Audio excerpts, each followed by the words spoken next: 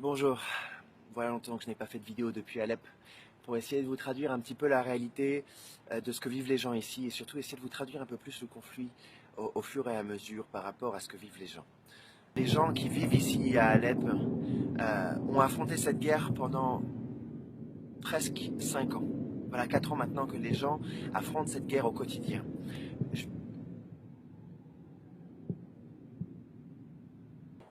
Les sanctions ne touchent pas les gouvernements particulièrement, ne touchent pas la Syrie, ils touchent les civils. Les civils qui essaient de vivre au quotidien, qui essaient de s'accrocher, qui essaient de construire un futur pour leurs enfants. Les enfants qui continuent d'aller à l'école.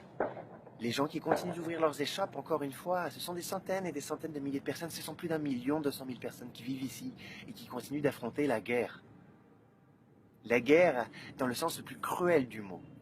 J'ai vu des enfants mourir, j'ai vu des familles entières mourir.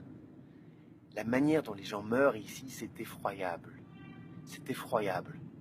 Et la raison pour laquelle aujourd'hui, et je n'aime pas, et certaines personnes diront qu'il y a un rapport politique dans ce que je dis, mais c'est totalement faux. La raison pour laquelle les avions vont bombarder les parties est, c'est parce que ces gens nous tirent dessus, tirent sur les civils qui vivent ici. Ces civils ne répondent pas. Les civils ne répondent pas ici. Qu'est-ce que vous voulez qu'ils fassent? Les civils reçoivent au quotidien des dizaines de mortiers, de roquettes. Les gens meurent tout le temps. Les avions vont bombarder des positions militaires, des positions combattantes, des positions djihadistes de l'autre côté, qui s'installent dans les infrastructures. Ils vont dans les écoles, ils vont dans les hôpitaux. Ils tirent au milieu des gens. Évidemment, les avions, quand ils arrivent, qu'est-ce qu'ils font? Souvent et pendant très longtemps, ils ont évité de tirer, tout simplement parce qu'ils utilisent les civils là-bas en bouclier humain. Ils utilisent les civils en bouclier humain. Quiconque veut me dire le contraire a intérêt à avoir vécu ici, a intérêt à avoir vu ce que j'ai vu ici, a intérêt à avoir entendu ce que j'ai entendu ici. J'ai rencontré des dizaines et des dizaines de familles. En arrivant en Syrie, le regard que j'avais, encore une fois, était le regard d'un Français. C'était le regard d'un Français. Le regard d'un Français qui avalait un peu tout ce que les médias lui racontaient. Quand je suis arrivé ici, je suis tombé sur le cul. Soyons clairs, je suis tombé sur le cul.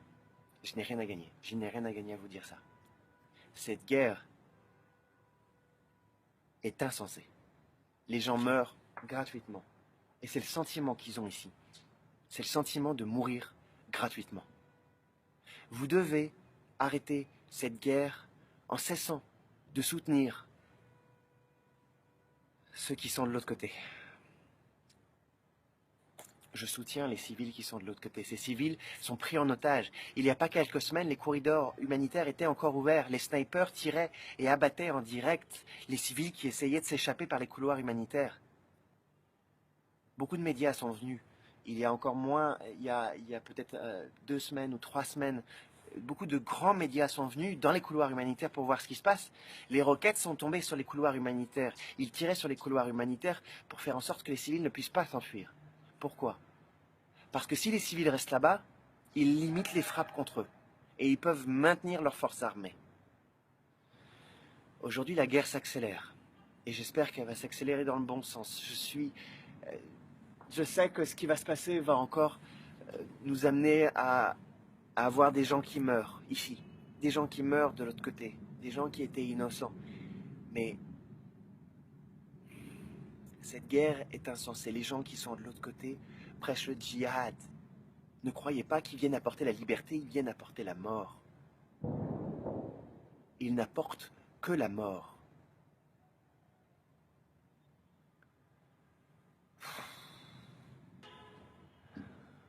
Nous, on va continuer à se battre. J'espère que vous le ferez aussi. Et ouais. N'oubliez pas une chose également, qui est importante. Les réfugiés que vous voyez arriver dans vos pays, évidemment, il y a de tout. Mais n'oubliez pas que les musulmans qui se déplacent dans vos pays, qui s'échappent dans vos pays aujourd'hui, ne sont pas des terroristes, ne sont pas tous des terroristes. Ce sont des gens qui s'échappent de la guerre. Ce sont des gens qui ont tout perdu. Ce sont des gens qui vivent ici et qui voient leur entière famille mourir, qui voient leur maison détruite. N'oubliez pas que ces gens-là sont d'abord des humains. Et ça, c'est une réalité. Ces gens-là sont d'abord des humains. Ne leur fermez pas vos portes, ne leur fermez pas vos cœurs.